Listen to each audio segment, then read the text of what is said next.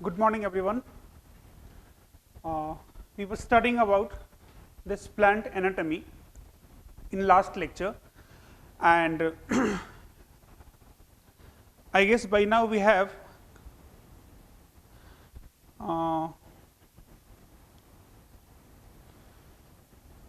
I think एक lecture हुआ है अभी तक शायद, और उसमें जो आपने पढ़ा है वो था about definition of tissue, types of tissues, जिसमें आपने पढ़ा about meristematic tissue, about permanent tissue. उसमें हमने ये भी बात करा कि जो मेरिस्टेमेटिक टिश्यू है उसका क्या कैरेक्टरिस्टिक फीचर है जो कि आपके लिए इंपॉर्टेंट था। इसके बाद हमने बात करना स्टार्ट करा था about types of meristematic tissue, types of meristematic tissue. इसमें मैंने कहा था आपको कि अलग अलग बेसिस पे हम लोग क्लासिफाई करने वाले हैं मेरिस्टेमेटिक टिश्यू को, एंड दोज बेसिस वर, पहला था on the basis of origin, जिसमें हमने बात करा है कि there are mainly 3 different types of meristems यानी मेरिस्टेमेटिक टिश्यूज, और ये 3 मेरिस्टम्स थे। पहला था apical meristem, second one was sorry on the basis of origin there was 3 type of meristem. First one was promeristem, then primary meristem and then secondary meristem. हमने इस बात को ढंग से समझा है और ये इंपॉर्टेंट भी है आपके लिए कि कैसे प्रो मेरिस्टम से प्राइमरी मेरिस्टम बनता है, कैसे इस प्राइमरी मेरिस्टम का डिफरेंशिएशन होता है तो प्राइमरी परमानेंट टिश्यू बनता है, प्राइमरी परमानेंट टिश्यू का होता है डी डिफरेंशिएशन तो बनता है सेकेंडरी मेरिस्टम, और सेकेंडरी मेरिस्टम का होता है फिर से डिफरेंशिएशन जिसे आप कहते हैं रीडिफरेंशिएशन तो बनता है सेकेंडरी परमानेंट टिश्यू। इन सब का एग्जाम्पल लेकर के डायग्राम बना करके हमने इसको समझा था। इसके बाद हम लोग स्टार्ट किए थे types of meristem on the basis of position, और पोजीशन के हिसाब से मेरिस्टम्स के कितने टाइप हैं ये हमने बात करना स्टार्ट करा था। और मैं फिर से एक बार डायग्राम बना रहा हूं। अगर मान लीजिए ये किसी भी प्लांट का एलएस है यानी ये अगर मेरे पास प्लांट है या फिर कोई स्टेम है, इसको मैंने इस प्लेन में कट करा है और आप सामने से देख रहे हैं, ऐसे आप सामने से ऐसे देख रहे हैं, तो that stem will appear like this. अब ये जो एलएस है इसमें अगर मैं कहूं कि ये एपेक्स है तो फिर ये भी एपेक्स है, ये भी एपेक्स है। और हमने समझा था इसे लास्ट लेक्चर में ही कि ये जिसे मैंने रेड से मार्क करा है अभी वो क्या है, दे आर एपिकल मेरिस्टम्स, यानी एपिकल मेरिस्टेमेटिक टिश्यूज हैं वो। ये भी एपिकल मेरिस्टम है, ये भी एपिकल मेरिस्टम है, ये भी एपिकल मेरिस्टम है। नाम से समझ में आ रहा है कि it will be present at apex, चाहे वो शूट का एपेक्स हो चाहे वो रूट का एपेक्स हो। राइट नाउ मैंने जो डायग्राम बनाया है ये शूट के लिए है, वैसे ही ये रूट के लिए भी एप्लीकेबल है। ये जो एपिकल मेरिस्टम है इसमें जब डिवीजन होता है तो it leads to primary growth, जिसे आप कहते हैं इंक्रीज इन हाइट।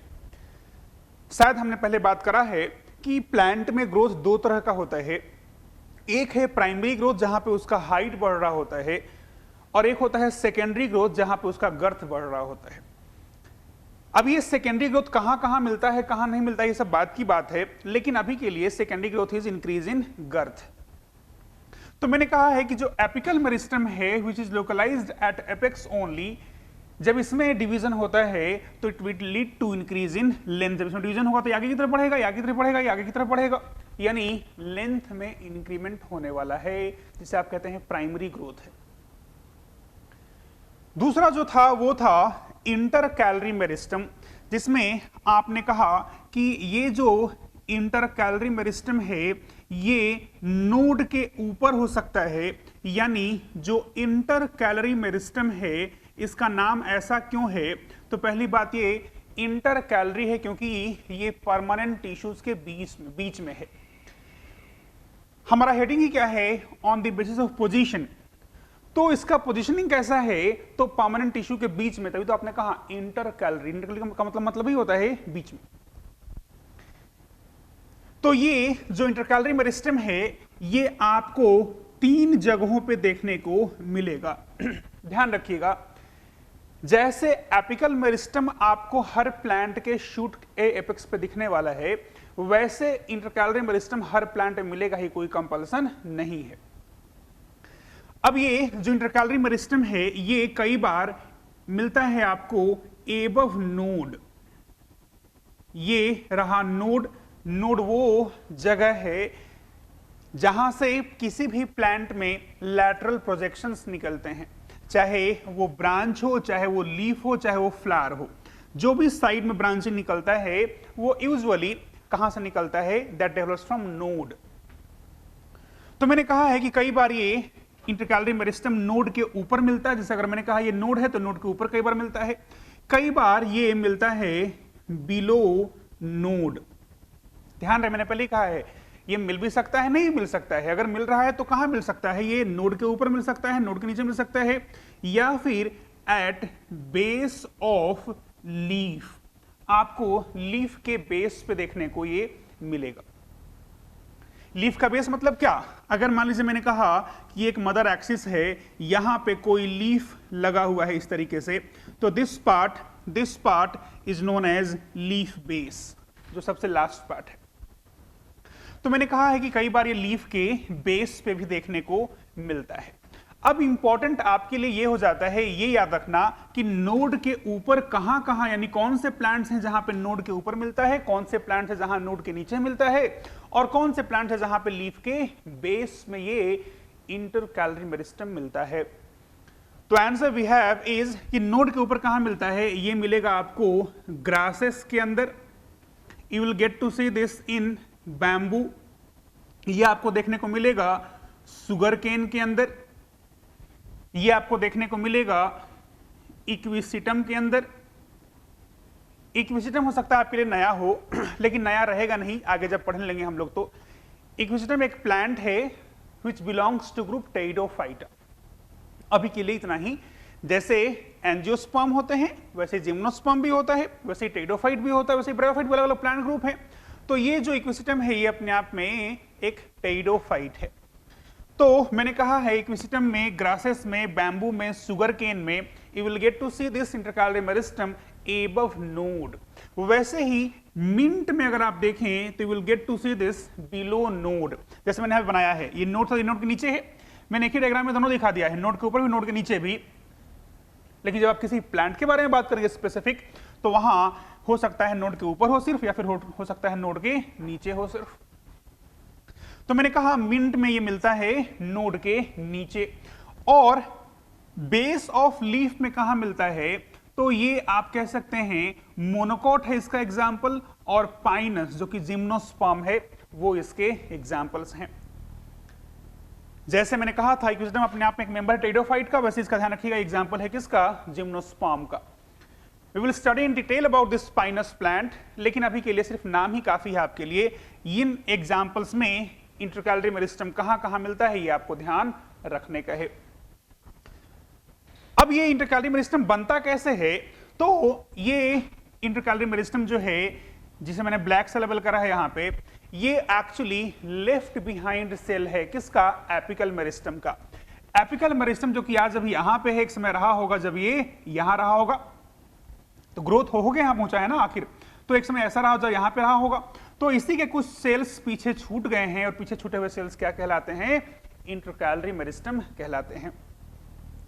अब जैसे एपिकल मेरिस्टम के कारण there was primary growth in plant, exactly वैसे ही जब इंटरकैलरी मेरिस्टम में डिवीजन होता है तो it will lead to primary growth. Obvious सी बात है, अगर यहां के सेल्स डिवाइड करेंगे तो क्या होगा, हाइट बढ़ता रहेगा, नहीं तो है कि नहीं, अरे है कि नहीं, बिल्कुल। यही कारण था कि हमने शायद बात करा है कि ग्रासेस में आप किसी प्लांट में अगर आप ऊपर से ग्रेजिंग कर लेता है कोई, या फिर ऊपर से एपेक्स को तोड़ देते हैं आप, तो उसका जो प्राइमरी ग्रोथ है वो हैम्पर हो जाता है, क्योंकि एपिकल मेरिस्टम वहां से हटा दिया आपने।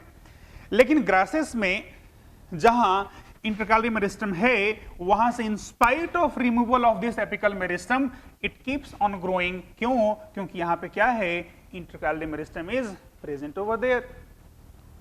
तो ये था second type of meristematic tissue based on position.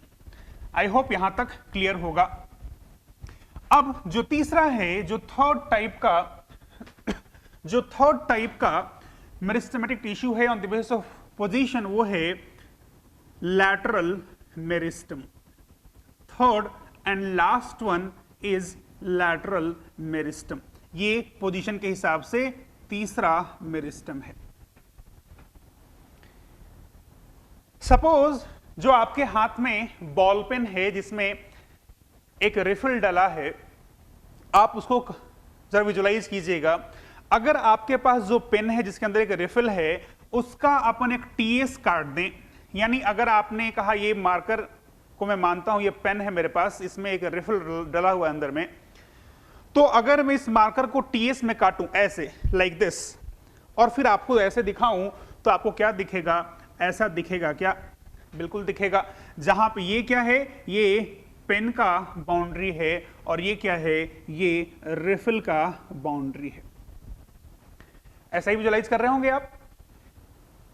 अब अगर इसी पेन को, जिसमें अभी रिफिल है, अगर मैं काटूं इस प्लेन में और आप सामने से देखें, तो आपको दिखेगा कुछ कुछ ऐसा, है कि नहीं? यानी आपके पास जो पेन था वो टीएस में ऐसा दिख रहा है, और एलएस में कैसा दिख रहा है? ऐसा दिख रहा है। Getting my point? तो जैसे आपके पेन में रिफिल है जो कि यहां से लेकर के यहां तक ट्रांसवर्स कर रहा है, पेन के अंदर प्रेजेंट है, एग्जैक्टली वैसे ही अगर ये प्लांट है तो लैटरल मेरिस्टम ठीक रिफिल की तरह हैं, जो कि यहां से लेकर के यहां तक होंगे, एग्जैक्टली रिफिल की तरह हैं, यानी एक हॉलो सिलेंडर की तरह हैं। Getting my point? अब इसका नाम लैटरल मेरिस्टम क्यों है? क्योंकि प्लांट में लैटरल साइड में है। अगर मैं कहूं मेरे बॉडी का लैटरल साइड है, तो सही है कि गलत है? बिल्कुल सही बात है। वैसे ही प्लांट का लैटरल साइड है या नहीं है? बिल्कुल है। Just because this meristem is present on lateral side of plant, आप इसे नाम दे रहे हैं लैटरल मेरिस्टम।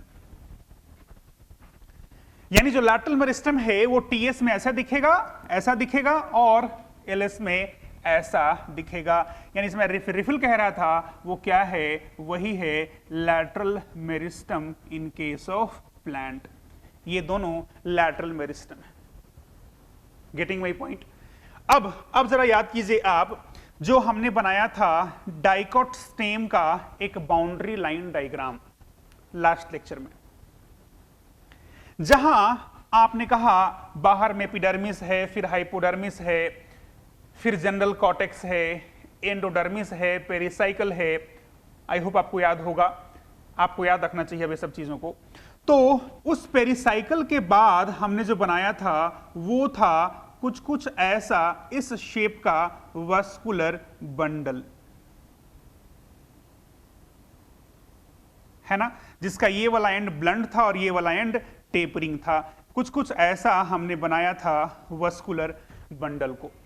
और यहां मैंने कहा था कि ये जो मैं रेड से मैं बना रहा हूं फिर से, ये था इंट्राफेसिकुलर कैम्बियम।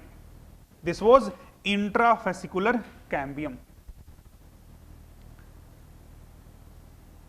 और मैंने समझाया था कि at the time of secondary growth जो यहां के सेल्स हैं, याद कीजिए, अगर आपको याद हो तो आप आंसर कर रहे होंगे खुद से। यहां के जो सेल्स हैं उसका नाम क्या था? वो था पिथ रेज या फिर मेडुलरी रेज, जिसके सेल्स कैसे थे? पेरेन्काइमेटस थे। मैंने समझाया था कि at the time of secondary growth parenchymatous cells over here undergoes de-differentiation to form interfascicular cambium। याद आ रहा है? ये सब मैंने समझाया है जब बताया था मैंने आपको types of meristem on the basis of origin. जब हमने बात करा था कैसे प्राइमरी मेरिस्टम से बनता है, प्राइमरी परमानेंट टिश्यू कैसे उसे बनता है सेकेंडरी मेरिस्टम, कैसे उसे बनता है सेकेंडरी परमानेंट टिश्यू, ये समझाते टाइम मैंने अच्छे से एक्सप्लेन करा था। तो ये जो बनाया है मैंने बीच में, ये जो मैं ब्लू से बना रहा हूं अभी, इसका नाम दिया है आपने, this was interfascicular cambium. Red वाला क्या है, इंट्राफेसिकुलर कैम्बियम, ब्लू वाला क्या है, इंटरफेसिकुलर कैम्बियम, दोनों मिला के क्या है, वैस्कुलर कैम्बियम। क्या कहते हैं, वैस्कुलर कैम्बियम है। यानी जो वैस्कुलर कैम्बियम है, कैम्बियम मैंने समझाया है आपको कि जब भी कैम्बियम कहते हैं तो होता है हमेशा मेरिस्टेमेटिक नेचर का। तो जो वैस्कुलर कैम्बियम है, यानी जो वैस्कुलर टिश्यू, क्योंकि जाइलम फ्लोएम के बीच में है ना, तो आप कहते हैं वैस्कुलर कैम्बियम। तो ये जो वैस्कुलर कैम्बियम है, ये दो अलग अलग कंपोनेंट्स हैं इसमें। एक है इंट्राफेसिकुलर कैम्बियम और दूसरा है इंटरफेसिकुलर कैम्बियम। इन दोनों को मिला के आप कहते हैं एक साथ वैस्कुलर कैम्बियम। तो आप खुद सोचो, जैसे मैंने समझाया था कि इसमें ये वाला लैटरल मेरिस्टम है, एग्जैक्टली वैसे ही क्या ये पोजीशन वाइज वैसा है कि नहीं है? बिल्कुल है। तो टीएस में ऐसा दिख रहा, अगर हम लोग एलएस काटे होते तो यही वैस्कुलर कैम्बियम कैसा दिख रहा होता, ऐसा दिख रहा होता, जो था तो रिफिल के जैसा, लेकिन एलएस काटने में वैसा दिखता, टीएस काटने में ऐसा दिखता। और आपको क्लियरली मैं यहां पे विजुअलाइज करा रहा हूं कि ये रहा वैस्कुलर कैम्बियम। ठीक बात है, पक्का। अब ये जो वैस्कुलर कैम्बियम है, जब इसके सेल्स डिवाइड करते हैं तो कुछ सेल्स बनते हैं अंदर और कुछ सेल्स बनते हैं बाहर। मैं फिर से उसी कंसेप्ट में आपको ले जाऊं जहां आपने समझा था कि सेकेंडरी मेरिस्टम के रीडिफरेंशिएशन से बनता क्या है, सेकेंडरी परमानेंट टिश्यू। अगर आपको ध्यान आ रहा हो तो सेकेंडरी मेरिस्टम में एग्जांपल लिखा है आपने इंटरफेसिकुलर कैम्बियम, ये वाला इंटरफेसिकुलर कैम्बियम, क्योंकि मैंने भी समझाया ये बनता है बाद में, तो मैंने कहा सेकेंडरी है फिर तो। अब सेकेंडरी मेरिस्टम का फेट क्या है, उसका होता है रीडिफरेंशिएशन, तो बनता क्या है, सेकेंडरी परमानेंट टिश्यू। एग्जांपल क्या है, तो जरा देखो, ये रहा सेकेंडरी मेरिस्टम, नाम क्या है इसका, इंटरफेसिकुलर कैम्बियम। इसमें होगा सेल का डिवीजन, उसका होगा रीडिफरेंशिएशन, तो बनेगा अंदर की तरफ सेकेंडरी परमानेंट टिश्यू। नाम क्या है उसका, उसका नाम है सेकेंडरी जाइलम। ये जाइलम पहले से ही था, फ्लोएम पहले से ही था, अब जो बन रहा है उसका नाम क्या है, सेकेंडरी फ्लोएम। यानी because of activity of vascular cambium there is formation of secondary xylem towards inner side and secondary phloem towards outer side. Secondary xylem अंदर बन रहा है, सेकेंडरी फ्लोएम बाहर बन रहा है। जरा सोचो, अगर कुछ सेल्स अंदर बन रही हैं, कुछ सेल्स बाहर बन रही हैं, तो इसका मतलब क्या है, इस बार गर्थ में इंक्रीमेंट होगा, डायमीटर बढ़ेगा। यानी लैटरल मेरिस्टम के चलते there is increase in girth, जिसे कहते हैं आप क्या, सेकेंडरी ग्रोथ कहते हैं। जहां एपिकल और इंटरकैलरी के चलते हाइट बढ़ता था, इसके चलते गर्थ बढ़ता है। एग्जाम्पल क्या दिया है मैंने इसका, लैटरल मेरिस्टम का एग्जाम्पल अपने पास ये है, एक वैस्कुलर कैम्बियम, और दूसरा एग्जाम्पल मैं कोट कर दे रहा हूं, वो है कॉर्क कैम्बियम। Cork cambium. अब कॉर्क कैम्बियम क्या है, कैसा है, कहां होता है, ये सब छोड़ दीजिए अभी बिल्कुल। अब इतना याद रखिए कि वैस्कुलर कैम्बियम और कॉर्क कैम्बियम दोनों क्या हैं, लैटरल मेरिस्टम है। अगर बहुत इंटरेस्ट हो, तो बहुत क्यूरियोसिटी हो, तो मैं बता देता हूं आपको कि अगर ये वैस्कुलर कैम्बियम है तो कहीं इस तरफ बाहर बनता है कॉर्क कैम्बियम। कब बनता है बाद में बात करेंगे इस बारे में, लेकिन अगर ये वैस्कुलर कैम्बियम है तो बाहर बाहर की तरफ बनता है एक कॉर्क कैम्बियम। आपको दिख रहा होगा डायग्राम बनाने के बाद, ये भी लैटरल है तो फिर ये भी लैटरल है। अगर इसमें डिवीजन होने के चलते सेकेंडरी ग्रोथ होता है तो फिर इसके चलते भी सेकेंडरी ग्रोथ ही होता होगा। Getting my point. अब थोड़ा इसको और अच्छे से बात करते हैं कि ये जो वैस्कुलर कैम्बियम है, इसे मैं कहने वाला हूं कि ये पार्शियली सेकेंडरी इन ऑरिजिन है, जबकि जो कॉर्क कैम्बियम है वो कंप्लीटली सेकेंडरी इन ऑरिजिन है। फिर से जो वैस्कुलर कैम्बियम है, जिसको जहां दिक्कत हो बिल्कुल पूछिएगा। जो लोग ध्यान से नहीं सुन रहे होंगे उनको बिल्कुल सर के ऊपर से निकल रहा होगा, गारंटी के साथ बोलता हूं मैं। अगर आपको पुरानी चीजें याद हैं तो बहुत स्मूथली आप समझ में आ रहा होगा आपको, अदरवाइज आप पक्का मुझे कोस रहे होंगे पता नहीं क्या पढ़ा रहे हैं ये। मैंने पहले ही कह दिया था कि अगर आप स्टार्टिंग के लेक्चर्स को मिस करेंगे तो फिर दिक्कत होगी। अगर आप फिजिकली प्रेजेंट भी थे लास्ट लेक्चर में, आपको याद नहीं है तो आप एब्सेंट ही थे, इसका मतलब। तो ध्यान से सुनिएगा, मैंने कहा कि जो वैस्कुलर कैम्बियम है, this vascular cambium is partially secondary in origin while this one is completely secondary in origin. हो सकता है कई लोगों को समझ में आ भी गया हो। अभी आपने कहा कि वैस्कुलर कैम्बियम में दो चीजें हैं, इंट्राफेसिकुलर एंड इंटरफेसिकुलर। तो इन दोनों में इंट्रा तो पहले से ही था, this is a type of primary meristem, last lecture. और ये क्या है अपने आप में, सेकेंडरी मेरिस्टम। तो ये तो पहले से ही था, ये बाद में बना था। तो एज अ होल मैं इसको क्या कह रहा हूं, ये पार्शियली सेकेंडरी इन ऑरिजिन है, क्योंकि कुछ पार्ट पहले से ही था, कुछ पार्ट बाद में बना है। वैसे ही जो कॉर्क कैम्बियम है, this cork cambium is completely secondary in origin, यानी ये बिल्कुल लास्ट में यानी बाद में बनता है एंटायरली। तो ये पार्शियली सेकेंडरी है और ये कंप्लीटली सेकेंडरी नेचर का मेरिस्टम होता है। तो this was all about types of meristems on the basis of position. यहां पे पोजीशन के हिसाब से मेरिस्टम्स कितने होते हैं ये खत्म होता है। आगे बात करते हैं तीसरा और आखिरी basis, that is on the basis of function. Third classification of meristem is on the basis of function. अब ये फंक्शन के हिसाब से कौन कौन से हैं जरा बात करते हैं। तो ये भी तीन हैं, और वो तीन कौन कौन है, तो पहला है प्रोटोडॉम,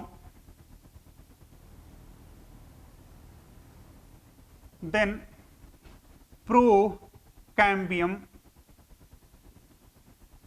देन ग्राउंड मेरिस्टम। फिर से याद कीजिए आप वो डाइकोट स्टेम वाला बाउंड्री लाइन डायग्राम, जिसमें आपने कहा सबसे बाहर एपिडर्मिस है, फिर hypodermis, general cortex, endodermis, pericycle, pith, rays pith को मिला के आपने कहा था ग्राउंड टिश्यू। जो जाइलम था, फ्लोएम था, वैस्कुलर कैम्बियम था, सबको मिला के आपने कहा था वैस्कुलर टिश्यू। प्लांट्स में तीन तरह के ही टिश्यू सिस्टम्स होते हैं। एक होता है एपिडर्मल टिश्यू सिस्टम, जिसमें एपिडर्मिस आता है और उससे लगे हुए सारे स्ट्रक्चर्स, यानी स्टोमेटा है या फिर क्यूटिकल है, ये सब रूट हेयर है, स्टेम हेयर है, ये सब लगे होते हैं कहां पे, एपिडर्मिस पे लगे होते हैं। तो एपिडर्मिस और उस पे लगे हुए सारे अपेंडेजेस एक साथ आते हैं एपिडर्मल टिश्यू सिस्टम में। अब मैं कह रहा हूं कि जो प्रोटोडर्म है, it forms epidermal tissue system. जो एपिडर्मल टिश्यू सिस्टम है, जिसमें एपिडर्मिस आता है या फिर बाकी और भी कंपोनेंट्स आते हैं, वो किससे डिराइव होता है, कौन बनाता है उसे? उससे बनाने वाला जो मेरिस्टम है उसका नाम है प्रोटोडर्म। वैसे ही जो प्रोकैम्बियम है ये बनाता है वैस्कुलर टिश्यू सिस्टम को, जिसमें वैस्कुलर कैम्बियम आ गया, जिसमें प्राइमरी जाइलम है, प्राइमरी फ्लोएम है, वो सब आ जाएंगे। और जो ग्राउंड मेरिस्टम है ये बनाता है ग्राउंड टिश्यू को। ग्राउंड टिश्यू में कौन कौन आता है तो मैं फिर से एक बार बोलता हूं लास्ट टाइम।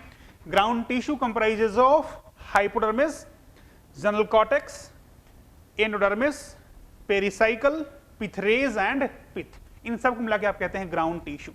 तो ये अलग अलग मेरिस्टम्स बनाते हैं इन अलग अलग टिश्यू सिस्टम को। यहां खत्म होता है अपना types of meristems on the basis of functions. तो हमने 3 क्लासिफाई करा था, होपफुली आपको समझ में आया होगा। ध्यान रहे ये जो आपने पढ़ा है types of meristems on different basis, ये सब एनसीईआरटी के बियॉन्ड था। एनसीईआरटी अगर आप पढ़े होंगे तो उसमें ये सब चीज नहीं है, लेकिन आपको पढ़ने का है। एनसीईआरटी में नहीं है तो नहीं पढ़ने का है, ये मिसकंसेप्शन बिल्कुल भी मत रखिएगा, ये लीथल हो जाएगा आपके लिए। जितना बताया जा रहा है, जितना टीचर आपको बता रहे हैं, वो आपको ध्यान रखने का है। अब बात करते हैं कि ये जो शूट का एपेक्स है उसका ऑर्गेनाइजेशन क्या है, यानी how shoot apex of a plant appears. मैं बात कर रहा हूं about organization of shoot apex के बारे में। अब ये डायग्राम चूंकि एनसीईआरटी का है, लेबल भी करा हुआ है, इसलिए है तो आपके लिए बहुत इंपॉर्टेंट। कई बार क्वेश्चंस पूछ लेते हैं ऐसे कई टेस्ट में, जहां पे वो डायग्राम जो एनसीईआरटी में दिया हुआ वो दे देंगे, लेबलिंग में एबीसीडी करके छोड़ देंगे, आपको बताना होगा बताओ ए क्या है, बी क्या है, सी क्या है। तो आपको डायग्राम और उसका लेबलिंग अच्छे से ध्यान रखने का है। यहां से चला गया डिस्प्ले, यहां से डिस्प्ले चला गया,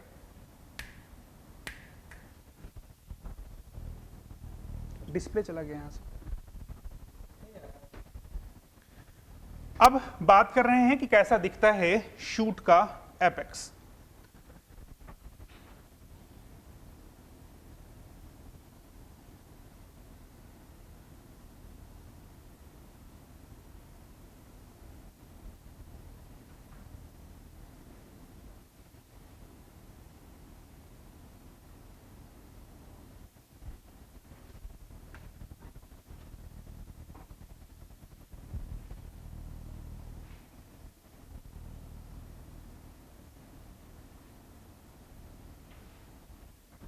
समझिएगा अच्छे से। तो अगर शूट का एपेक्स देख रहे हैं आप, तो ये जो रेड से दिख रहा है आपको यहां से यहां तक, ये मेन ये शूट है जिसका ये एपिकल पार्ट है। ये जो रेड से दिख रहा है, दिस रेड कलर्ड स्ट्रक्चर जो कि पेयर में है, जो कि इसको एनक्लोज किया हुआ इस तरीके से, ये स्ट्रक्चर कुछ ऐसे है, ऐसे। तो ये जो दोनों स्ट्रक्चर्स हैं इसे आप लेबल कर रहे हैं लीफ प्राइमोर्डिया। मतलब ये वो स्ट्रक्चर है जिससे लीफ डेवलप होगा आगे जाकर के। ये प्रिकर्सर है लीफ का, या फिर कह सकते हैं बिल्कुल जो टिपिकल लीफ देखते हैं उसका ये मैच्योर स्टेज है। तो ये दोनों क्या है, दीज आर लीफ प्राइमोर्डिया। ये क्या है, दिस इज शूट एपेक्स, ये शूट एपेक्स है।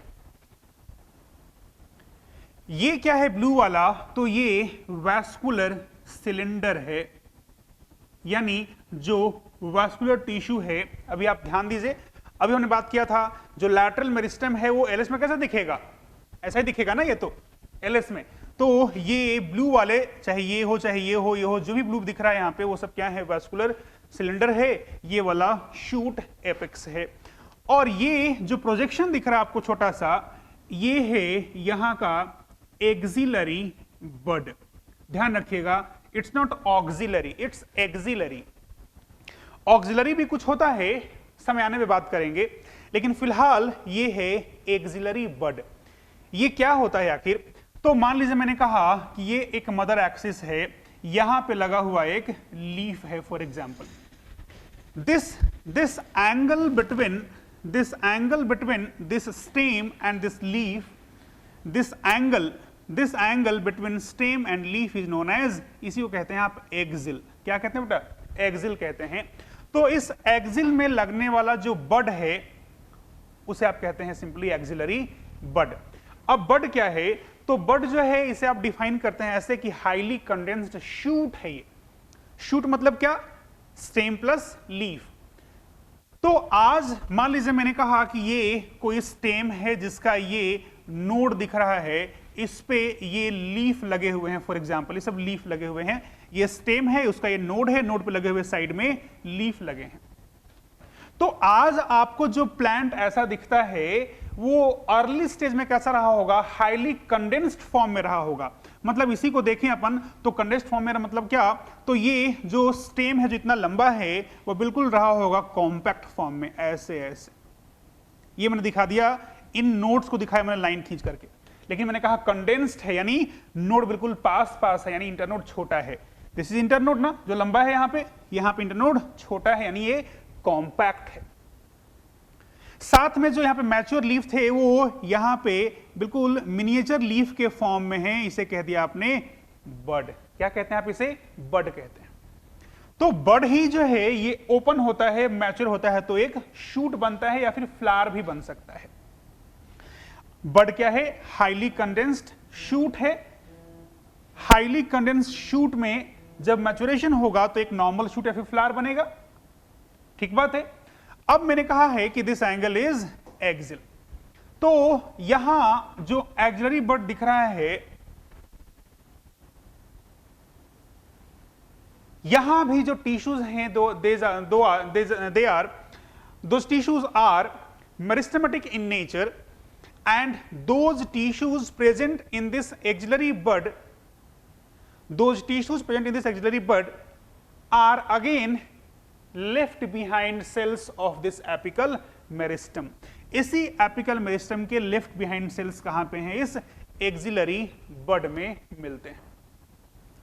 तो ये है किसी भी शूट के एपेक्स का ऑर्गेनाइजेशन, जहां पे एपिकल मेरिस्टम है, साइड से दो लीफ निकल रहे हैं जो कि आगे जाके मैच्योर लीफ बनेंगे, अभी फिलहाल लीफ प्राइमोर्डिया लिखा है। ये उसका ब्लू वाला वास्कुलर सिलेंडर है, और ये अगर लीफ था तो ये एंगल वोज एक्सिल वहां लगा हुआ, bud is axillary bud. This is how a typical shoot is organized as. तो ये डायग्राम के साथ, लेबलिंग के साथ आपको ध्यान होना चाहिए। अब आगे बात करते हैं कि ये जो शूट एपेक्स है, इसके ऑर्गेनाइजेशन को एक्सप्लेन करने के लिए अलग अलग थ्योरीज दिए गए हैं। Right now I am going to discuss different theories given to explain the structure of shoot apex। Shoot apex के स्ट्रक्चर को एक्सप्लेन करने के लिए जो अलग अलग थ्योरीज दी गई हैं उसके बारे में अपन बात कर रहे हैं। हेडिंग दिया है मैंने, theories to explain structure of shoot apex. इसमें जो सबसे पहला मैं थ्योरी ले रहा हूं, that is apical cell theory. ये जो एपिकल सेल थ्योरी है, ये किसने प्रपोज करा, तो proposed by Nageli and Hofmeister. Although नाम बहुत सिग्निफिकेंट नहीं होता है बायोलॉजी में, लेकिन आई विल से, याद रखिएगा, अभी मैंने कहा है कि this theory was given by Nageli and Hofmeister. ये थ्योरी क्या कहता है, तो ये थ्योरी कहता है कि जो शूट का एपेक्स है वहां पे सिर्फ एक ही एपिकल सेल मिलता है, यानी वहां पे टिश्यूज नहीं मिलते जो डिवाइड करते हैं, सिर्फ एक सेल मिलता है जो डिवाइड करता है। According to this theory, there is single apical cell capable of division at shoot का apex। अब जितना आपने पढ़ा है आपको लग रहा है तो गलत बात है, बिल्कुल गलत है। वहां पे तो टिश्यू पढ़ा है आपने, और ये कह रहा है वहां पे एक सेल होता है। अब ये गलत है, लेकिन हमेशा हर प्लांट के लिए ही गलत है ऐसा नहीं है। Although this apical cell theory is not applicable to all plant groups, लेकिन एप्लीकेबल है। किस किस पे एप्लीकेबल है वो आपके लिए हो जाता है important. This apical cell theory is applicable to brown algae. जो ब्राउन एल्गी होता है उस पे ये एप्लीकेबल है। वैसे ही ये एप्लीकेबल है सारे ब्रायोफाइट्स पे, और वैसे ही ये एप्लीकेबल है लोअर टेरिडोफाइट्स पे। इन प्लांट्स के लिए ये वैलिड है, बाकी जगह ये वैलिड नहीं है। यानी इन ग्रुप्स में एपेक्स पे एक सेल मिलता है, तो फिर बाकी में क्या है, टिश्यूज मिलते हैं। अब ये जब मैं कहता हूं ब्राउन एल्गी, तो चूंकि आपने अभी तक पढ़ा नहीं ब्राउन एल्गी के बारे में, तो मैं यहां पे एग्जांपल कोट कर रहा हूं। अदरवाइज जब आप ब्राउन एल्गी पढ़ लेंगे तो आप खुद ही ढेर सारे एग्जांपल्स याद रख लेंगे। लेकिन फिलहाल के लिए मैं कुछ एग्जांपल लिख रहा हूं, जैसे फ्यूकस, जैसे सरगसम,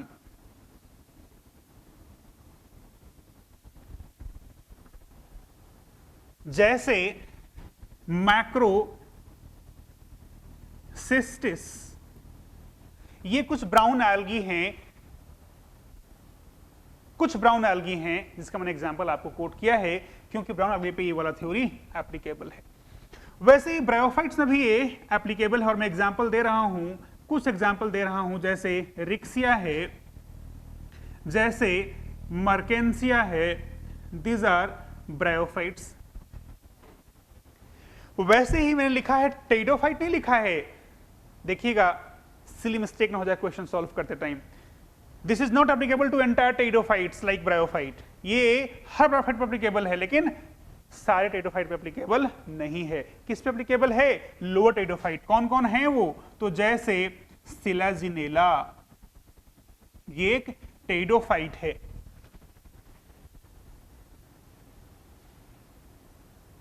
जो आप पढ़ते हैं ना, कभी पढ़ते हैं आप हनुमान चालीसा, तो आप उसमें सुनते हैं, आप पढ़ते हैं लाए संजीवन लखन जी आए।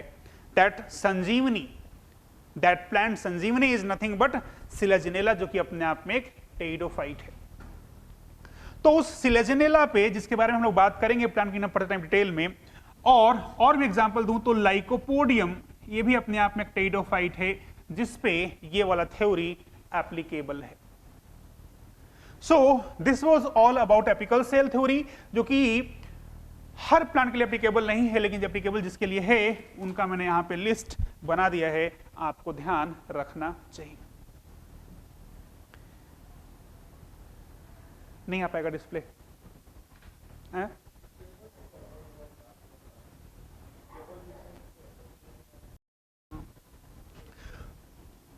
तो ये था एपिकल सेल थ्योरी।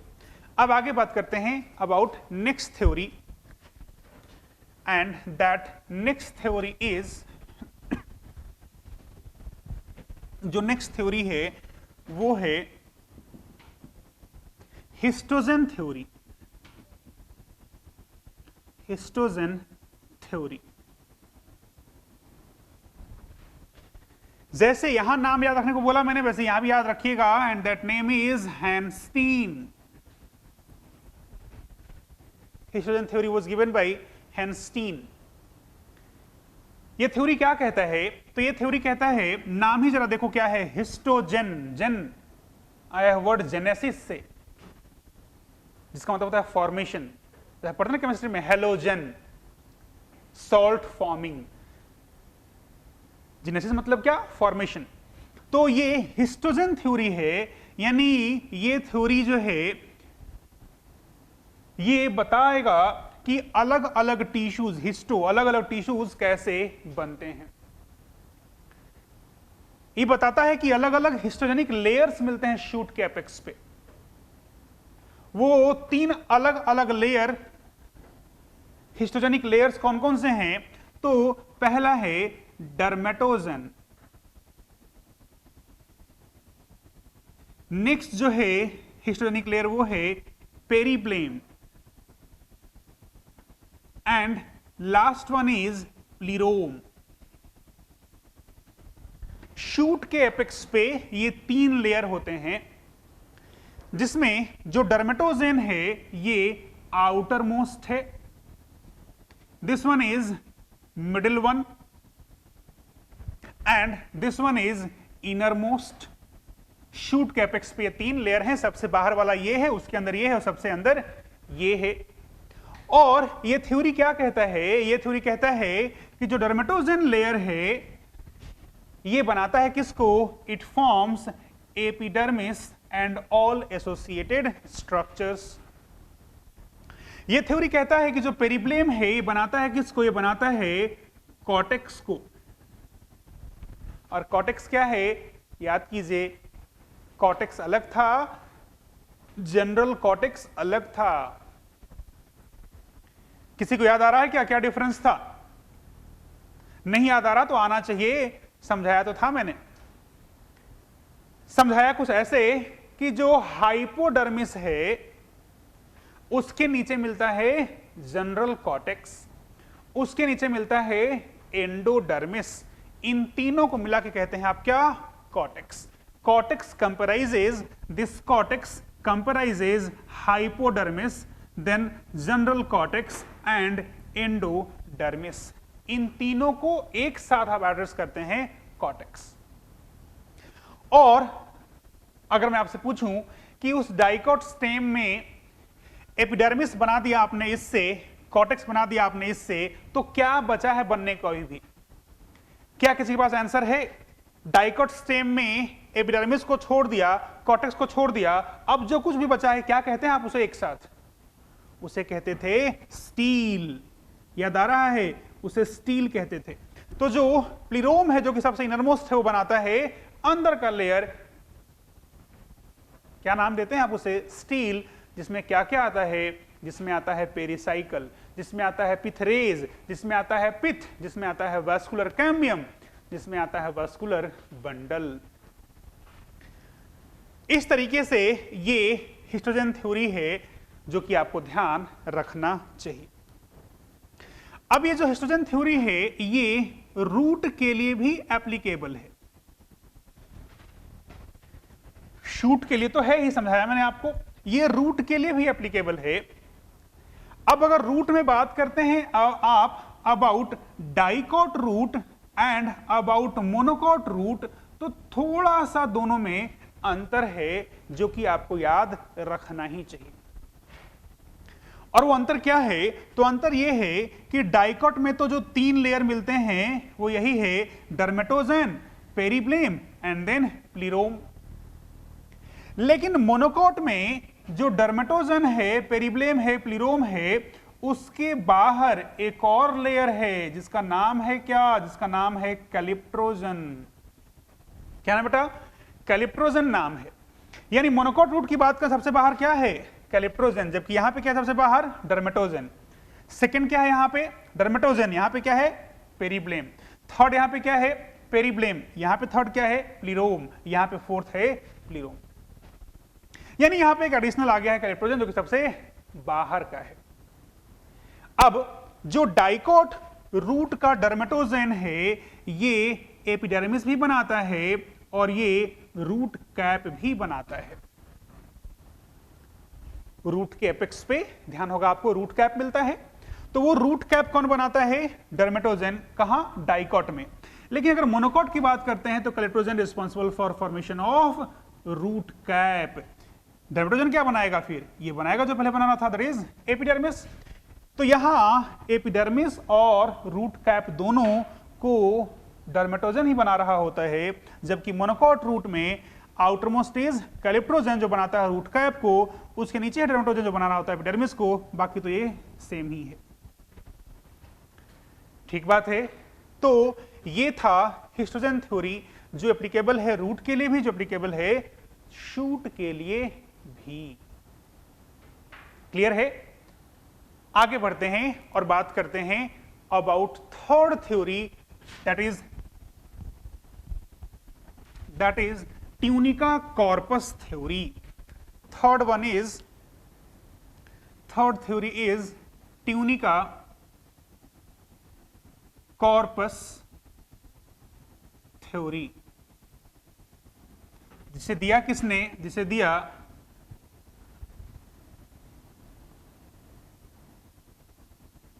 श्मिड ने। अब ये ट्यूनिका कॉर्पस थ्योरी क्या कहता है? पहली बात तो ये जो कुछ भी कहता होगा ये सबसे वैलिड कॉन्सेप्ट है to explain the structure of shoot apex.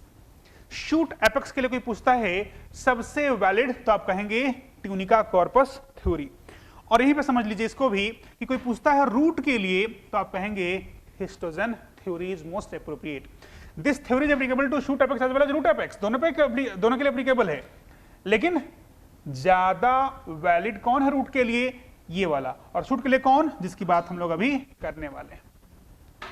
ये ट्यूनिका कॉर्पस थ्योरी जो कि मोस्ट वैलिड थ्योरी है शूट एपेक्स के लिए, कहता है कि शूट के एपेक्स पे दो अलग अलग लेयर्स होते हैं, एक होता है ट्यूनिका और दूसरा होता है कॉर्पस। दो अलग अलग लेयर्स हैं, एक है ट्यूनिका और एक है कॉर्पस। अब ये जो ट्यूनिका है, दिस इज आउटर मोस्ट, ये शूट पे जो सबसे आउटरमोस्ट कवरिंग है उसे नाम दे रहे हैं आप ट्यूनिका। तो मैंने कहा ट्यूनिका का फीचर क्या क्या है, तो ये आउटरमोस्ट है, इसके जो सेल्स हैं दो cells are small in size, ये सिंगल लेयर्ड होता है, आप इसे सिंगल लेयर्ड कह लीजिए या फिर कह लीजिए यूनिसीरिएट, एक ही बात है, सिंगल लेयर्ड और मैं यहां पे लिख दे रहा हूं यूनिसीरिएट, एक ही बात है। और इसके जो सेल्स हैं उसमें डिवीजन कैसा है? डिवीजन है एंटीक्लाइनल टाइप का। अब ये एंटीक्लाइनल डिवीजन क्या होता है, बस 5-10 सेकंड का होल्ड करेंगे, आप समझ में आ जाएगा। फिलहाल मैंने कहा है tunica is outermost, cells are small in size, ये सिंगल लेयर्ड होता है, ये इसके सेल्स एंटीक्लाइनल प्लेन में डिवाइड करते हैं और लास्ट पॉइंट ये बनाता है एपिडर्मिस को। ठीक बात है, ये है ट्यूनिका के बारे में। अब आते हैं कॉर्पस पे। जैसे आपने कहा ये आउटरमोस्ट है तो ये इनरमोस्ट है, ये सेल्स इसके छोटे साइज के हैं, इसके सेल्स बड़े साइज के हैं, ये सिंगल लेयर्ड है और ये मल्टी लेयर्ड है, इसके सेल्स एंटीक्लाइनल प्लेन में डिवाइड करते हैं जबकि इसके cells anticlinal as well as periclinal plane में डिवाइड करते हैं। ये बनाता है एपिडर्मिस को जबकि ये बनाता है एवरीथिंग एक्सेप्ट एपिडर्मिस, यानी ये बनाता है कॉर्टेक्स को भी, ये बनाता है स्टील को भी। अब ये जो मैंने कहा एंटीक्लाइनल और पेरीक्लाइनल, जरा इसको हम लोग समझ लेते हैं। मान लीजिए मैंने कहा है कि ये है कोई लैटरल मेरिस्टम, मान लीजिए मैंने कहा कि ये अपना जो वैस्कुलर कैम्बियम था वो है, उसके ये सेल्स हैं, अलग अलग सेल्स हैं, एक लेयर मैंने दिखाया है।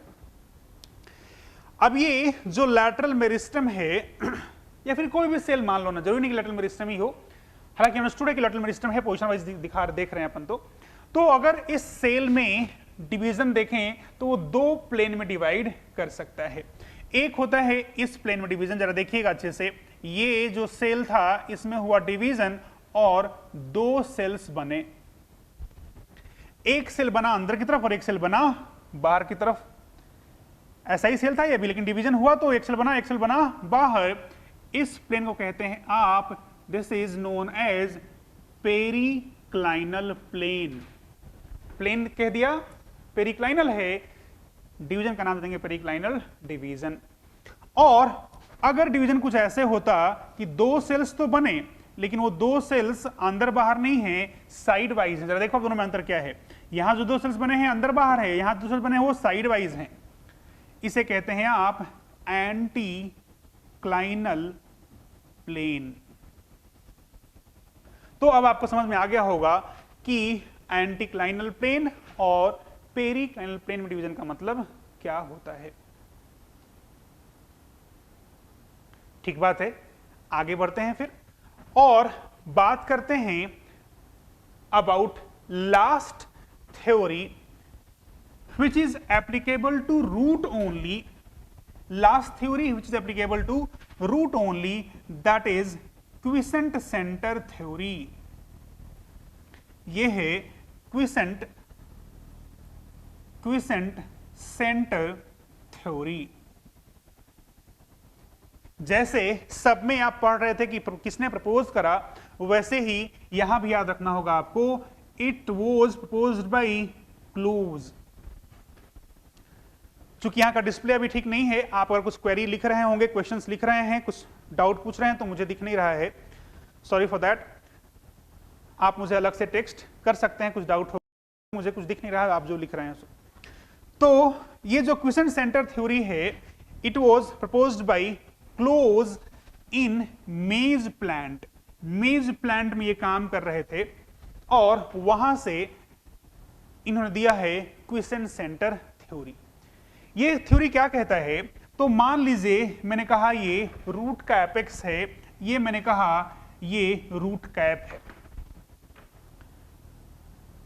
ये रूट कैप है और ये रूट का एपिकल मेरिस्टम है।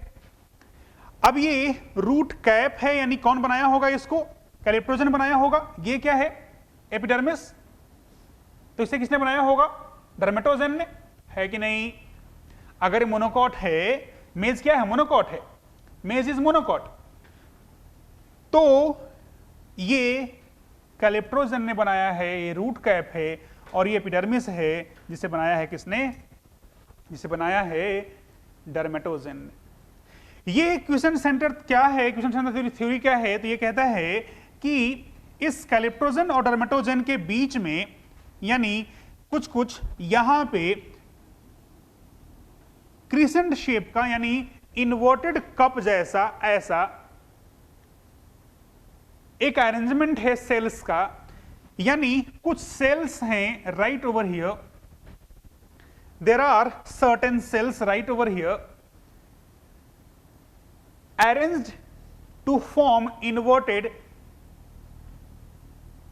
Cup like structure.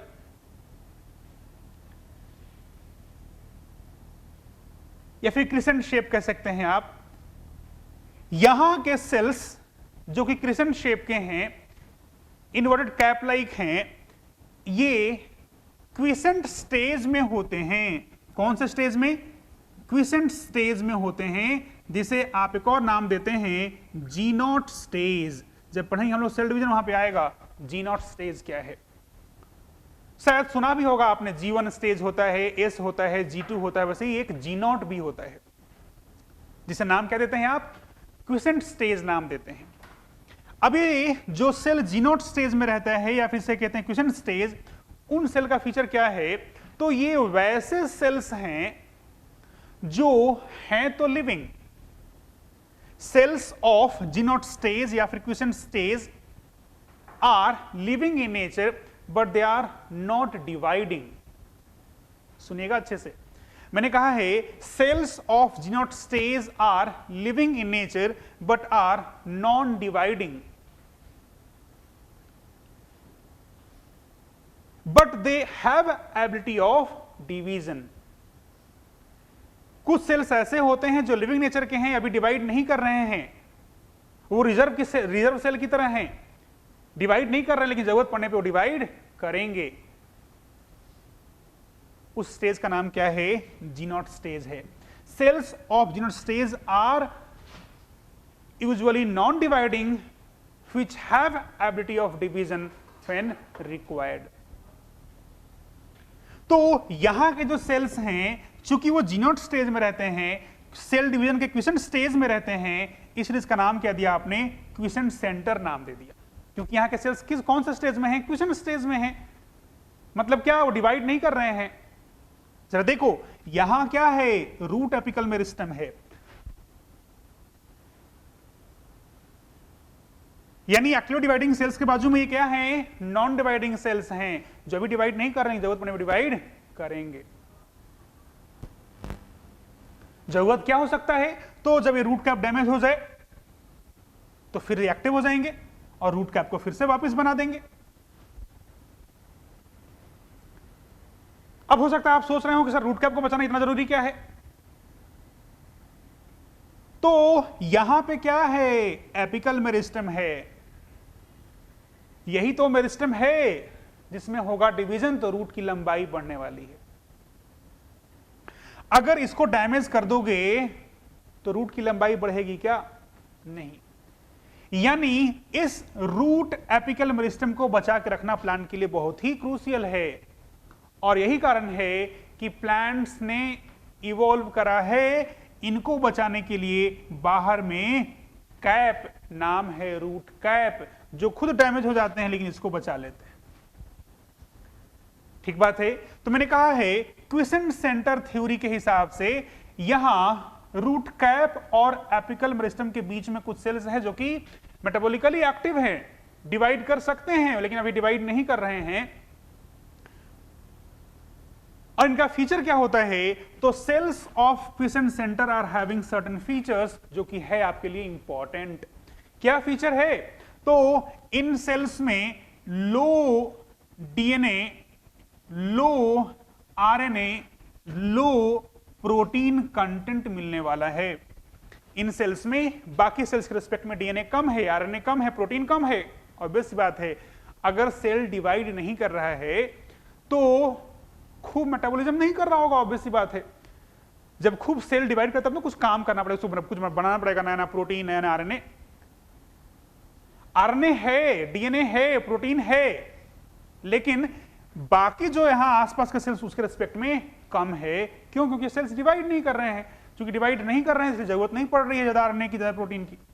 तो आपने कहा कि इनमें डीएनए कंटेंट कम है, आरएनए कंटेंट कम है, प्रोटीन कंटेंट कम है। किसकी बात कर रहे हैं आप? इस क्विसेंट सेंटर के सेल्स का फीचर है ये। सिर्फ किसके लिए एप्लीकेबल है? ये रूट एपेक्स के लिए एप्लीकेबल है।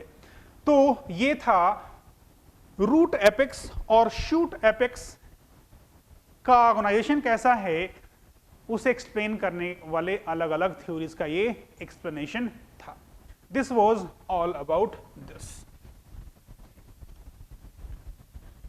यहां अपना खत्म होता है मेरिस्टेमेटिक टिश्यू। मेरिस्टेमेटिक टिश्यू खत्म होता है यहां पे। अब जो नेक्स्ट है वो है permanent tissue. We are done with this meristematic tissue. एक बार फटाफट में रिकैप करा देता हूं ताकि समझ में आए। मुझे लग रहा है कि आपको थोड़ा कॉम्प्लेक्स लग रहा है, लेकिन अगर आप ध्यान से सुने तो मुश्किल तो नहीं है। हमने पढ़ा ऐसे कि जो मेरिस्टेमेटिक टिश्यूज हैं, एक बार मैं फिर से रिकैप कराता हूं फटाफट, ताकि हम लोग आगे परमानेंट टिश्यू जब पढ़ें तो ये क्लियर रहे कि हाँ वो चीज तो अपना क्लियर है, बिल्कुल अच्छे से याद हो गया है।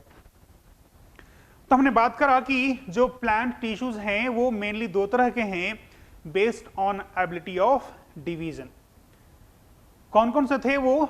मेरिस्टेमेटिक और परमानेंट। जो मेरिस्टेमेटिक टिश्यू था उसका कुछ कुछ फीचर हमने बात करा था, एंड दोज फीचर्स वर कि सेल्स का साइज छोटा होता है, साइटोप्लाज्म जो है वो डेंस होता है, न्यूक्लियस प्रोमिनेंट हुआ करता है, surface area by volume ratio जो है वो हाई हुआ करता है, जो सेल वॉल है वो थिन है, फ्लेक्सिबल है, वो प्राइमरी सेल वॉल का बना हुआ है, यानी सेकेंडरी सेल वॉल जो कि रिजिड हुआ करता है वो यहाँ पे नहीं मिलता है। सैप वैक्यूल नहीं मिलता है, या फिर मिलता है तो साइज में बहुत ही छोटा होता है।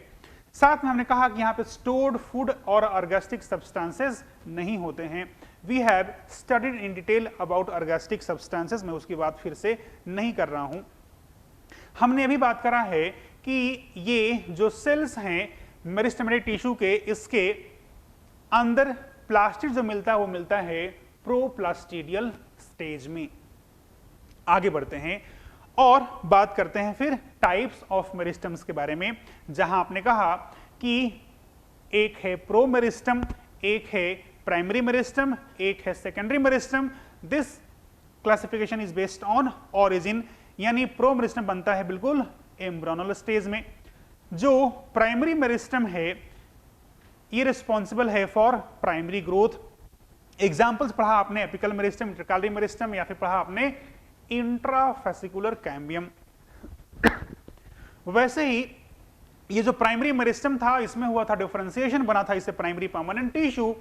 था तो परमानेंट, लेकिन बना कब था? During primary growth of plant, तो नाम दिया आपने प्राइमरी परमानेंट टिश्यू। एग्जांपल क्या था? Example we had primary xylem, primary phloem, parenchyma, collenchyma, sclerenchyma, ये सब हमने वहां पे एग्जाम्पल पढ़ा था। हमने समझा कि जो प्राइमरी परमानेंट टिश्यू है वो यूजुअली डिवाइड नहीं करता, परमानेंट है, डिवाइड नहीं करता यूजुअली, लेकिन डिवाइड कर सकता है। जब उसको रिगेन करना होगा ability of division, then it will have to undergo dedifferentiation resulting in the formation of secondary meristem. यानी जो सेकेंडरी मेरिस्टम है they are example of dedifferentiated tissues. Example क्या है?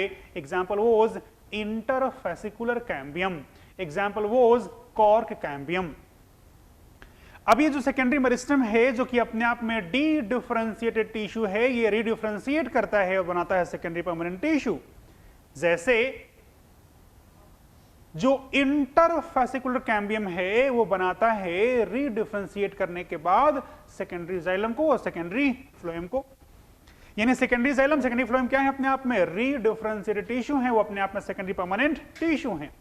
वैसे ही जो कॉर्क कैम्बियम है जो कि अपने आप में एक सेकेंडरी मेरिस्टम है, जब वो रीडिफरेंशिएट करता है तो बनाता है बाहर की तरफ कॉर्क, जिसका एक और नाम था फेलम, अंदर की तरफ सेकेंडरी कॉर्टेक्स का एक और नाम था फेलोडर्म। तो ये सब क्या है?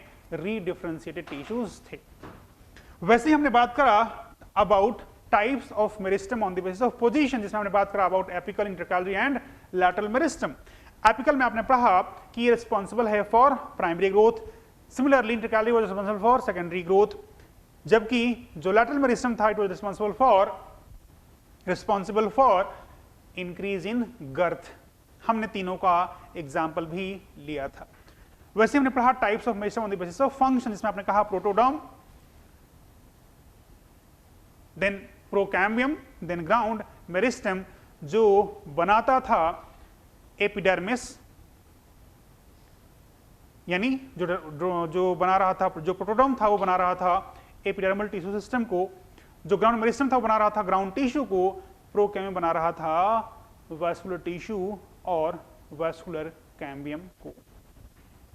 यहां तक हमने बात कर लिया। इसके बाद आज बात करा हमने कि अलग अलग थ्योरीज क्या हैं, कौन कौन सी हैं जो स्ट्रक्चर को, जो शूट के एपेक्स को या फिर रूट के एपेक्स के स्ट्रक्चर को एक्सप्लेन करती हैं। यहां तक हमने बात कर लिया है और आगे बढ़ते हैं अबाउट परमानेंट टिश्यूज।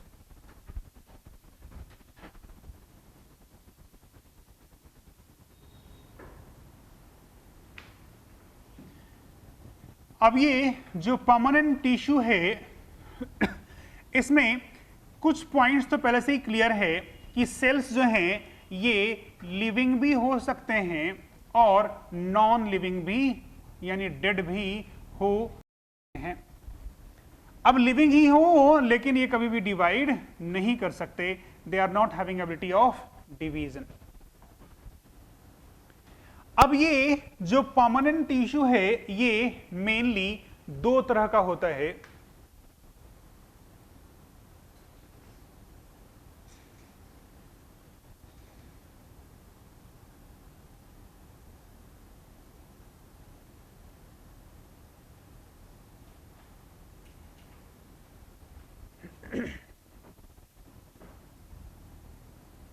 ये जो परमानेंट टिश्यूज हैं based on nature of component cells दो तरह के होते हैं।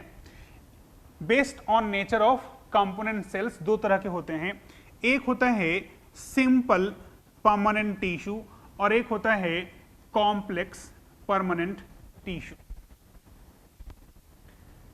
जो सिंपल परमानेंट टिश्यू है इसका फीचर क्या है? तो एक ऐसा परमानेंट टिश्यू जिसके जो कंपोनेंट सेल्स हैं वो सिमिलर हों। जो कंपोनेंट सेल्स हैं वो कैसे हैं? सिमिलर है। याद कीजिए डेफिनेशन ऑफ टिश्यू, हमने बात किया था कि tissue is group of similar और डिसिमिलर सेल्स। जो टिश्यू है ये ग्रुप है सिमिलर या फिर डिसिमिलर सेल्स का। अब यहां पे आइए, मैं कह रहा हूं कि परमानेंट मतलब डिवाइड नहीं कर रहा, लेकिन सिंपल कब कहेंगे? जब उसमें कंपोनेंट सेल्स एक जैसे होंगे। जबकि कॉम्प्लेक्स का मतलब क्या हुआ? कंपोनेंट जो सेल्स हैं those component cells are dissimilar in nature, अलग अलग टाइप के हैं। अब ये जो सिंपल परमानेंट टिश्यू है इसका एग्जाम्पल क्या क्या है? Example we have is parenchyma, इसका एग्जाम्पल है पैरेनकाइमा, और एग्जाम्पल है कोलेनकाइमा, और एग्जाम्पल है स्क्लेरेनकाइमा।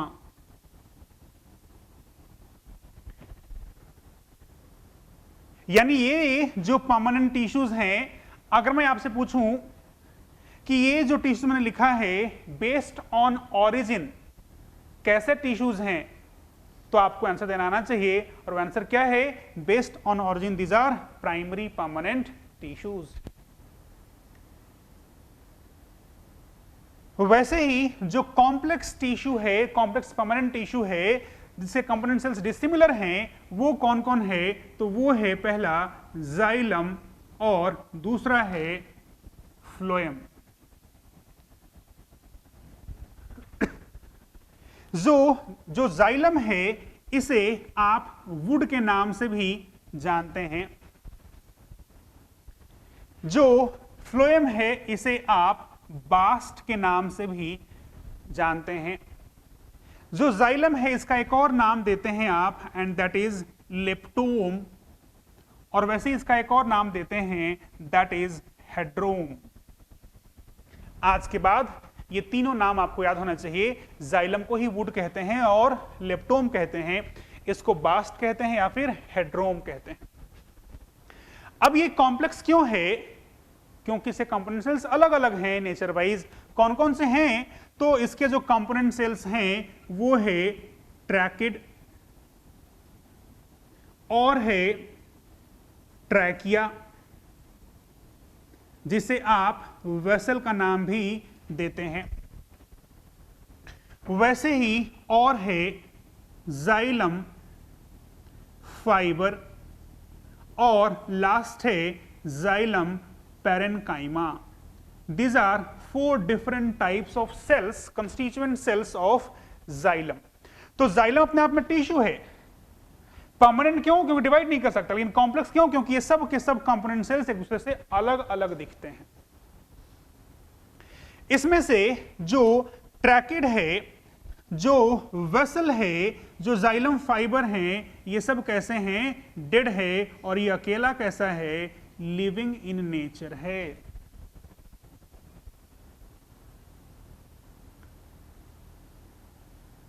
इधर आते हैं तो जो फ्लोएम है इसमें भी 4 कंपोनेंट्स हैं। Those 4 components are sieve tube, then companion cell, then phloem parenchyma, and last one is phloem fiber.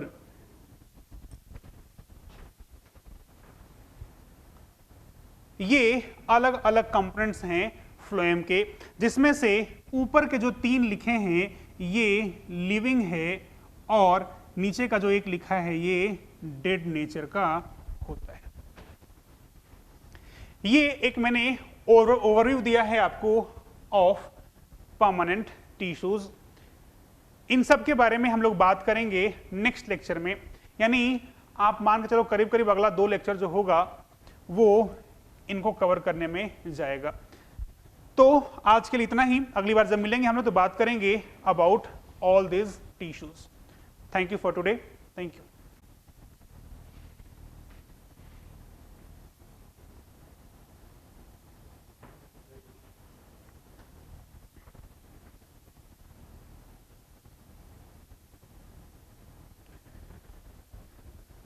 Good morning everyone.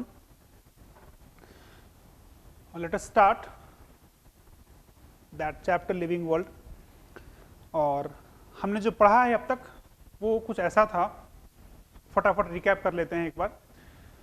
हम लोगों ने पढ़ना स्टार्ट किया था about characteristic feature of living organisms, और इसमें हमने अब तक कवर कर लिया है about growth, about reproduction, about cellular organisation, about metabolism, और थोड़ा ही सही लेकिन हमने बात किया था अबाउट कॉन्शसनेस एज वेल। इन सब के बारे में मैं फिर से एक बार ब्रीफ इंट्रोडक्शन दे देता हूं ताकि कंटिन्यूटी बन जाए आपका। हमने समझा ऐसे कि जो ग्रोथ है वो लिविंग थिंग्स के अंदर भी होता है, नॉन लिविंग थिंग्स के अंदर भी होता है, लेकिन growth occurring in living thing was intrinsic type, while growth occurring in non living thing is always extrinsic type.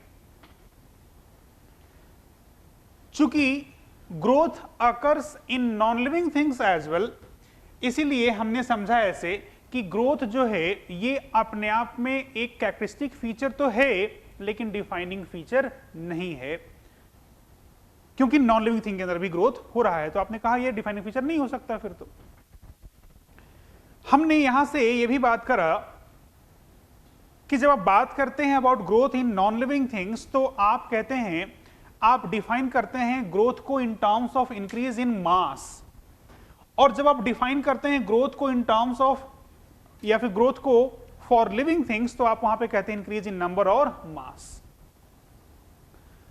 हमने ये भी समझा कि प्लांट में ग्रोथ, एनिमल्स में ग्रोथ कैसा है, क्या पैटर्न है दोनों के ग्रोथ का।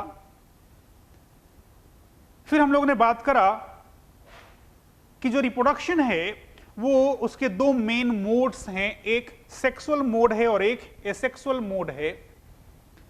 एसेक्सुअल मोड का हमने कई सारा फीचर डिस्कस करा था, एक बार फिर से मैं रिपीट कर देता हूं। हमने वहां पे बात करा है कि जो एसेक्सुअल रिप्रोडक्शन है वो यूनिपेरेंटल होता है, सिंपल टाइप का होता है, फास्ट होता है। इसमें गैमिट का इन्वॉल्वमेंट हो भी सकता है, नहीं भी हो सकता है।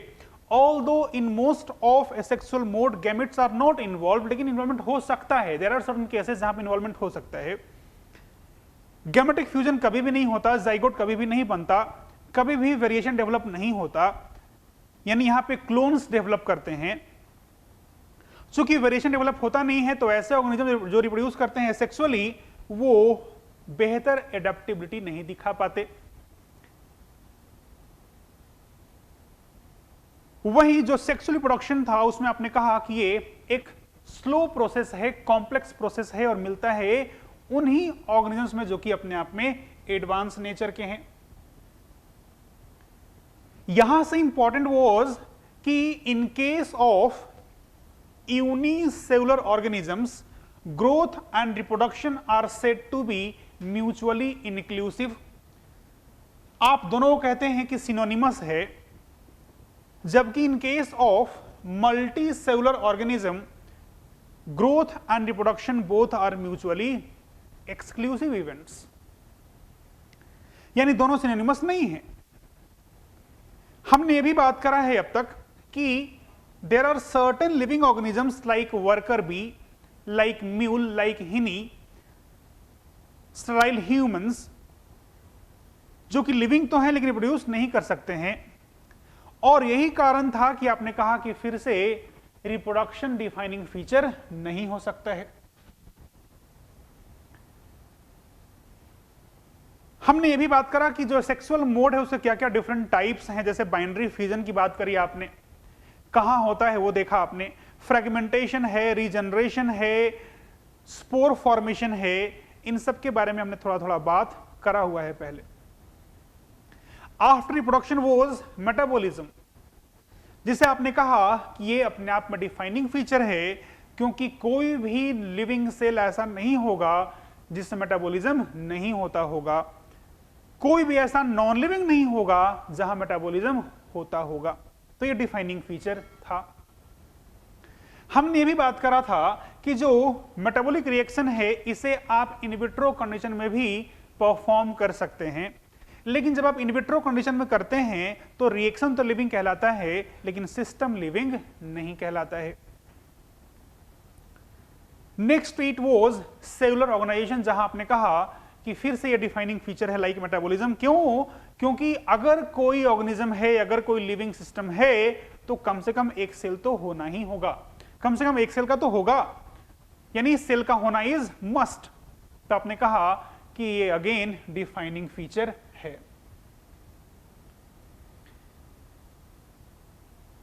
देन इसके बाद हमने बात करना स्टार्ट किया था अबाउट कॉन्शसनेस, और मैं फिर से स्टार्ट कर रहा हूं इसे। हमने बात करना शुरू किया था अबाउट कॉन्शसनेस, और हमने कुछ समझा इसको इस तरीके से। Anjali is asking what is isolated metabolic reaction.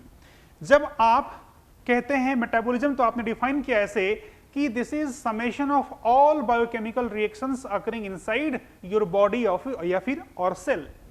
तो जब इस मेटाबॉलिक रिएक्शन को आप सेल के बाहर करा रहे हैं तो उसे कहते हैं आप आइसोलेटेड मेटाबॉलिक रिएक्शन, जिसे आप कह सकते हैं इनविट्रो मेटाबॉलिक रिएक्शन। क्लियर है? सेल के बाहर कर रहे हैं that is simply isolated metabolic reaction.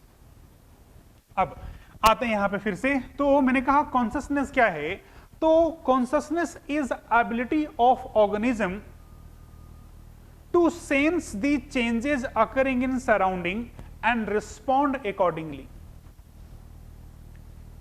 इसे आप रिस्पॉन्सिवनेस नाम देते हैं, इसे आप इरिटेबिलिटी नाम देते हैं। ये अवेयरनेस है, कॉन्शसनेस इज अवेयरनेस। अब कोई भी लिविंग ऑर्गेनिज्म हो, all living organisms are conscious. Consciousness का जो डिग्री है, एक्सटेंट है, वो वेरी कर सकता है। कोई ज्यादा कॉन्शस होगा, कोई कम कॉन्शस होगा, लेकिन लिविंग थिंग है तो कॉन्शस तो होगा। हमने समझा था इसको एग्जांपल लेकर के प्लांट के लिए कि चाहे वो प्लांट हो, चाहे वो एनिमल हो, चाहे वो बैक्टीरिया ही क्यों ना हो, कोई लिविंग है तो कॉन्शस है, सिंपल सी बात है। यहां से एनसीईआरटी का लाइन जो मैंने आपको एम्फसाइज किया था लास्ट लेक्चर में, वो ये था कि this is most obvious and most complicated characteristic feature of living organism. ये मोस्ट ऑब्वियस भी है और ये सबसे कॉम्प्लिकेटेड भी है। अब यहां से एक और टर्म है, ध्यान रखिएगा, सेल्फ कॉन्शसनेस। जब आपने कहा कॉन्शसनेस दिस इज अवेयरनेस, इसी का एक एडवांस वर्जन कह सकते हैं दैट इज सेल्फ कॉन्शसनेस। जो कॉन्शसनेस है ये अपने आप में कैरेक्टरिस्टिक फीचर है, ये अपने आप में डिफाइनिंग फीचर भी है हर लिविंग ऑर्गेनिज्म का, क्योंकि हर लिविंग ऑर्गेनिज्म जो है वो कॉन्शस होगा, तो ये डिफाइनिंग फीचर तो हो गया। ऐसा कोई लिविंग नहीं जो कॉन्शस नहीं हो और ऐसा कोई नॉन लिविंग नहीं जो कि कॉन्शस हो। ठीक है, अब यहां से मैं कह रहा हूं एक टर्म है सेल्फ कॉन्शसनेस। ये क्या है? तो जो सेल्फ कॉन्शसनेस है ये है एक्चुअली सेल्फ अवेयरनेस, यानी अपने बारे में जानकारी होना, खुद के बारे में जानकारी होना। और ये जो सेल्फ अवेयरनेस है, this self consciousness is feature of, exclusive feature of humans.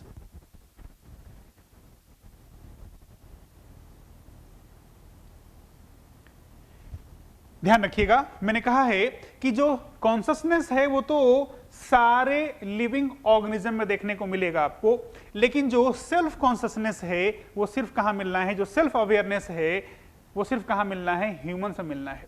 क्या है सेल्फ अवेयरनेस? तो आपको पता है कि मेरा मैथमेटिक्स वीक है, मेरा बायोलॉजी स्ट्रांग है, तो मुझे बायोलॉजी लेके आगे बढ़ना चाहिए, मुझे डॉक्टर बनना चाहिए, इंजीनियर मेरे लिए मुश्किल है। ये सेल्फ अवेयरनेस है आपका, आपको आपके बारे में जानकारी है। ये सेल्फ अवेयरनेस, सेल्फ कॉन्शसनेस बाकी ऑर्गेनिजम्स में नहीं मिलता है। They are conscious but they are not self conscious.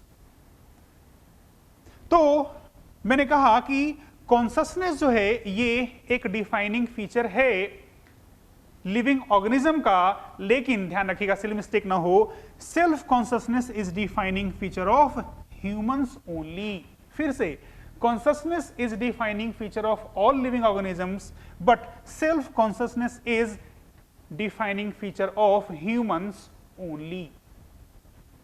तो ये था different characteristic features of living organisms.